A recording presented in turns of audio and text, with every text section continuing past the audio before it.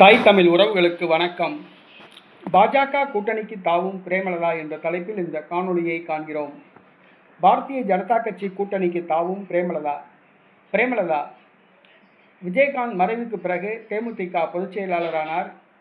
கடந்த பாராளுமன்ற தேர்தலில் அதிமுக கூட்டணியில் போட்டியிட்டு தோல்வியடைந்தார். தற்பொழுது திமுக வெற்றி பெறும் என்று கருதி திமுக கூட்டணியில் ஒரு ராஜ்யசபா எம்பி சீட் வாங்கி திமுக கூட்டணியில் இணைந்தார்.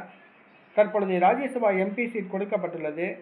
ஆனால் 10 தொகுதி தருவதாக திமுக வாக்களித்தது. ஆனால் தற்பொழுது 5 தொகுதிகள் தான் தர முடியும் என்று திமுக கூறுகிறது. இந்த சூழ்நிலையில் ஏன் திமுக கூட்டணிக்கு வந்தோம் என்று புலம்ப ஆரம்பித்துள்ளார். என்னவென்று சொன்னால், தற்போதுள்ள கணிப்புகள் அதிமுக கூட்டணி வெற்றி பெறும் என்று தெரிவித்துள்ளன. இது பிரேமலதாவுக்கு மன உளைச்சலை கொடுத்துள்ளது. மேலும் 2029 ஆண்டு சட்டசபை தேர்தலில் 2029 ஆண்டு நடைபெறவுள்ள பாராளுமன்ற தேர்தல் வரை திமுக கூட்டணியில் பிரேமலதா இருப்பாரா என்பது கேள்விக்குறியாக உள்ளது. ஏனென்று சொன்னால், பாராளுமன்ற தேர்தலில் பாஜக கூட்டணி தான் மீண்டும் வெற்றி பெறும் என்று கருத்துக்கள் தெரிவிக்கின்றன.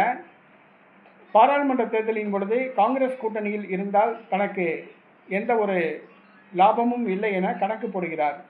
பாஜக கூட்டணிக்கு தாவினால் தன்னுடைய கட்சி சார்பில் யாராவது ஒருவர் மத்திய அமைச்சர் ஆகலாம் என கணக்கு போடுகிறார்.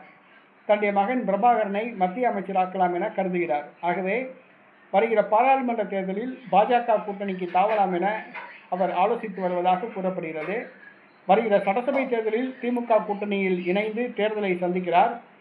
ஆனால் சட்டசபை தேர்தல் முடிந்த பிறகு அவர் பாஜகவோடு இணக்கமாக இருந்து வருகிற பாராளுமன்ற தேர்தலில் பாஜக கூட்டணியில் அவர் தேர்தலை சந்திப்பார் என கூறப்படுகிறது.